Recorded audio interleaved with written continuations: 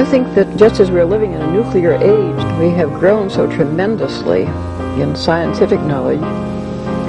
It doesn't seem too much to say that men can begin to awaken to the fact that they haven't grown enough spiritually and haven't recognized their spiritual capacities.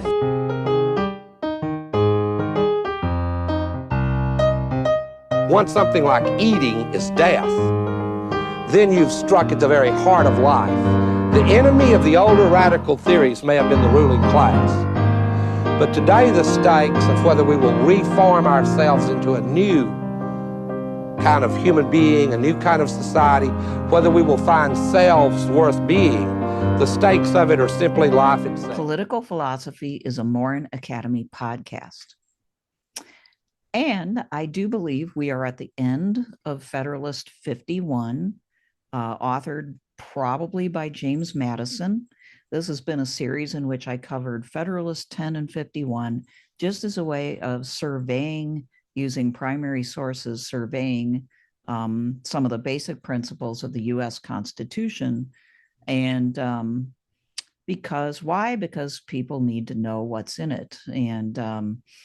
And moreover, like why these people who were promoting the Constitution that the United States now has thought that the combinations of powers and various mechanisms that they were recommending, why that was most likely to keep people free. We can agree or disagree with it, but it's important to know what they said. The Federalist Papers generally are where you go when you want to find out the rationale behind the current U.S. Constitution. All right, so let's just head on into these final two paragraphs I will read, and then if I feel like I need to explain and decipher, I will. And as you know, if you've been sticking with me through the series or you've read these things before, you know it takes some translation into modern English. All right. In a free government, the security for civil rights must be the same as that for religious rights. It consists, in the one case, in the multiplicity of interests, and in the other, in the multiplicity of sects. So here again, we're talking about freedom in the civil rights, the rights that citizens have, and in the rights that people of religion have, and they overlap. It's one country. Most people, especially back then, had religion. We still do today. The majority still believes in something, and we differ, right? Just as we differ on our politics and on our ways of life as citizens and so on. And how do we get freedom for all of these people? And it consists, he says, in the multiplicity of interests, first of all, that, as we already know, the more interests there are, in his view, the more different opinions and ways of life and purposes there were, the more likely people would check each other, that they would keep an eye on each other, that if they wanted their freedom, they would guard their freedom jealously, and they would see also the connection between their freedom and guaranteeing the freedom of others, right? You wouldn't be free if a large segment of your society was not free, because the powers of government to oppress people can be used first on one section of society, but then on another. And he says also, the freedom lies in the multiplicity of sects. Now, that's a controversial statement from James Madison, right? Many people might say, but this was a country founded primarily by Christians and for Christians. And of course, he's probably primarily thinking in terms of Christian sects at that time, but not entirely, most likely. And he's saying that the free government consists in the multiplicity of sects, meaning the multiplicity of religious denominations or orders or whatever you want to call them. The degree of security in both cases will depend on the number of interests and sects, and this may be presumed to depend on the extent of country and the number of people comprehended under the same government. So there, he's saying the bigger the government, the more of these interest and religious sects there will be. This view of the subject must particularly recommend a proper federal system to all the sincere and considerate friends of Republican government, since it shows that in exact proportion as the territory of the Union may be formed into more circumscribed confederacies or states, oppressive combinations of a majority will be facilitated. So here he's saying we have to be careful if we want a good federal system, if we want a good Republican government, we need to think carefully about how we make it, how we order it, what size of these smaller units will be, these states.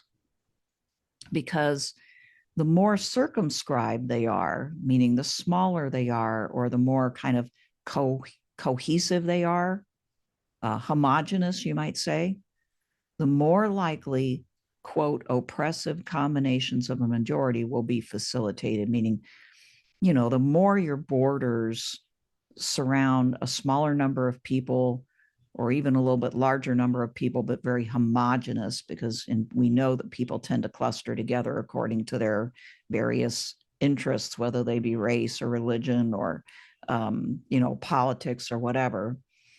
When that happens, we're more likely to get oppressive majorities that run roughshod over people within those states, okay? All right, the best security under the Republican forms for the rights of every class of citizens will be diminished. That will be what will happen. The rights of every class of citizens will be diminished.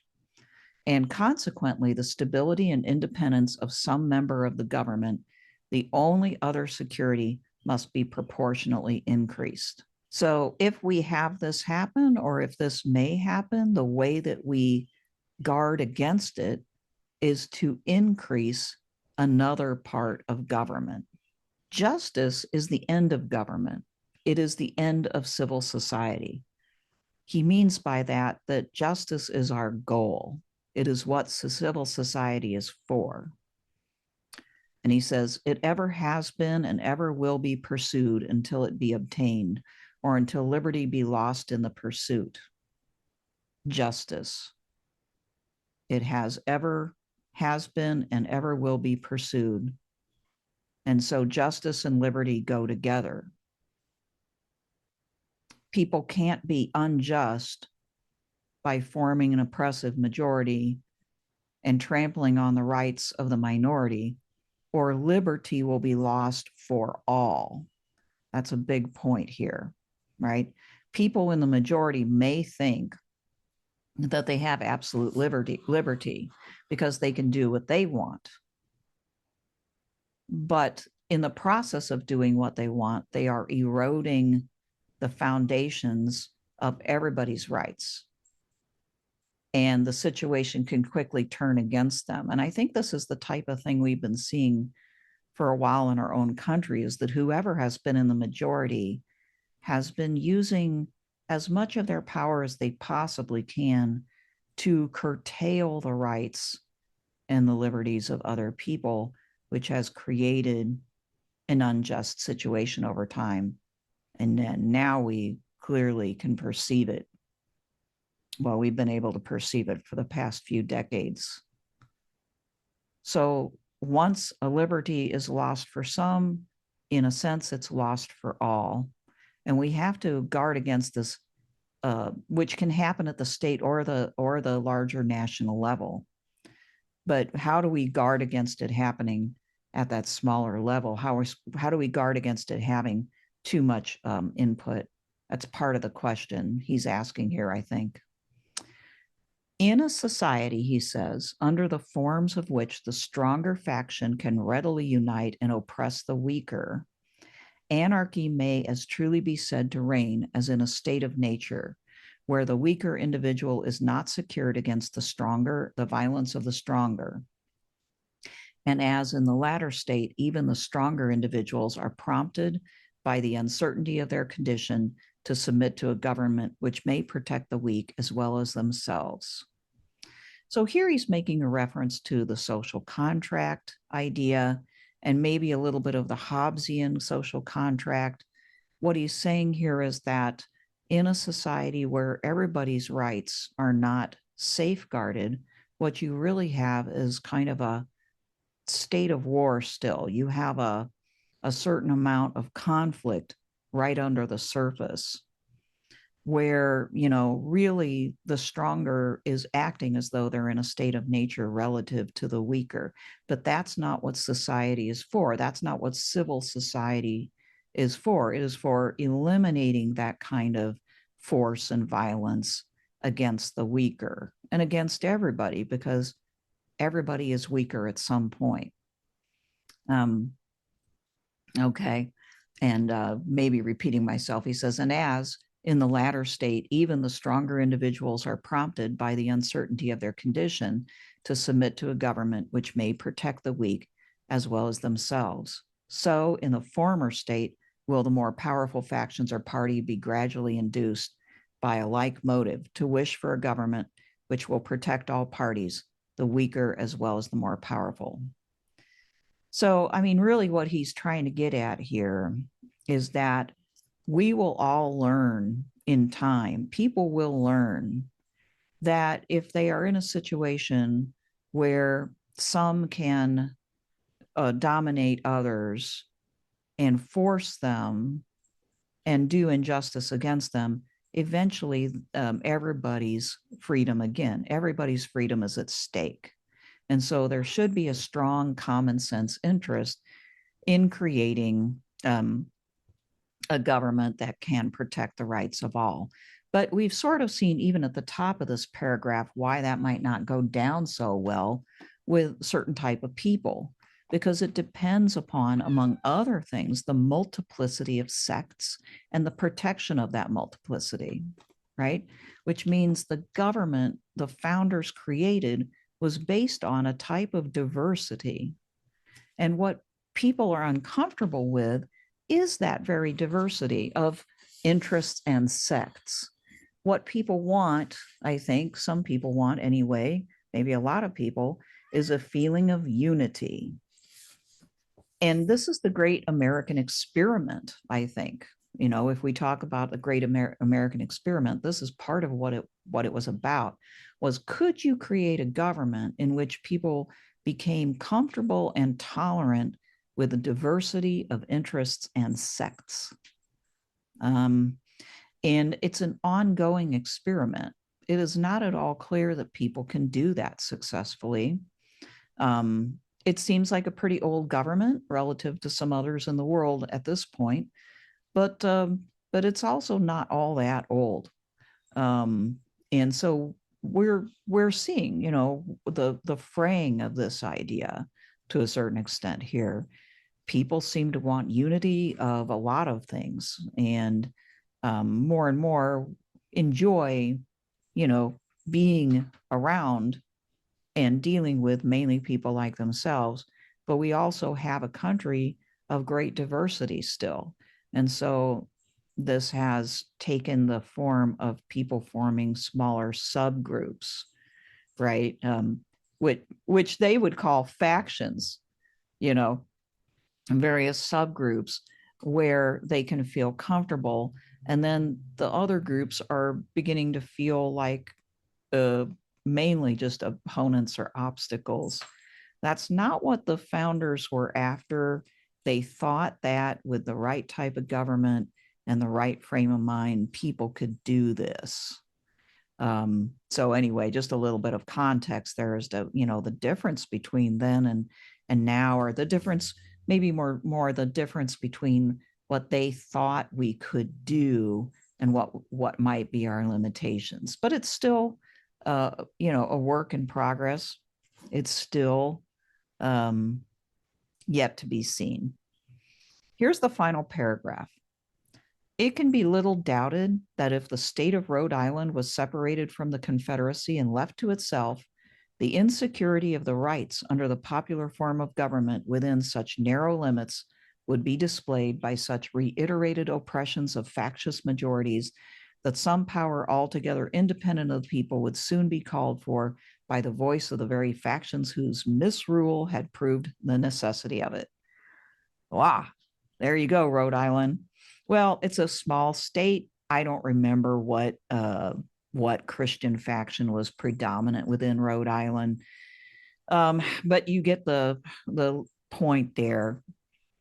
Under a purely popular form of government where the majority would rule everything, and it being so small, pretty soon people would be so miserable. And even, the various quote factions whose misrule proved it, even those who had taken it over would be unhappy and probably experiencing divisions themselves. It's just, in his view, a recipe for disaster. So he says, in the extended Republic of the United States, and among the great variety of interest parties and sects which it embraces, a coalition of a majority of the whole society could seldom take place on any other principles than those of justice and the general good. So he's again making the case but in this bigger republic of which these states are a part, there will be enough interests, parties, and sects that they will check each other, that they will have to work together, that you will have to have a, quote, coalition of a majority, right? A coalition, meaning that many different interests, parties, and sects would have to come together, at least from time to time, to be able to even make a majority, which would mean a lot more cooperation and compromising would have to take place. These people did not envision at the beginning a party system, let alone a two-party system. Two-party system came along later. This is what he thought would happen. All right. He says, whilst there being thus less danger to a minor from the will of a major party, there must be less pretext. And by party, he doesn't mean like the same thing as our big, huge political party apparatuses. He means like, party of 4, party of 20. Whilst there being thus less danger to a minor from the will of a major party, there must be less pretext also to provide for the security of the former by introducing into the government a will not dependent on the latter, or in other words, a will independent of the society itself. Okay. Now, this is probably a reference to rule of law, to constitutional rule, maybe the judiciary. The judiciary is very important for securing proper respect for the Constitution and the rule of law. It is considered by the founders to be bigger than the society itself. And then he says, it is no less certain that it is important, notwithstanding the contrary opinions which have been entertained, that the larger the society, provided it lie within a practical sphere, the more duly capable it will be of self-government. And happily for the Republican cause, the practicable sphere may be carried to a very great extent by a judicious modification and mixture of the federal principle. So the combining of lower levels at the state level, combining them, sharing power between the states and the federal, dividing the various powers of the federal government, checks and balances, constitutional rule of law. So there you have it. If you would like me to do more Federalist papers or maybe other American founding documents or anything like that, let me know. This is an area that I personally, in the past, and maybe even now, am not supremely fascinated by, but I do feel as though that part of the reason for that is this is the stuff that that I grew up learning, even in grade school and on up all the way through college, right? And I think, and I hope many of us still do, since it's sort of baked into being an American, or at least it was, I was never all that interested in examining all these things. So this has been kind of cool for me too, to go through these again, because it's been since grad school, at least, yeah, grad school, since I looked at them with any depth at all. Well, it's been good for me. Hopefully it's been good for you. For those who are not familiar with these things, even though they're American citizens, I hope this has been very helpful. And I would urge you to look further into the Federalist Papers and into the anti-Federalist writings as well.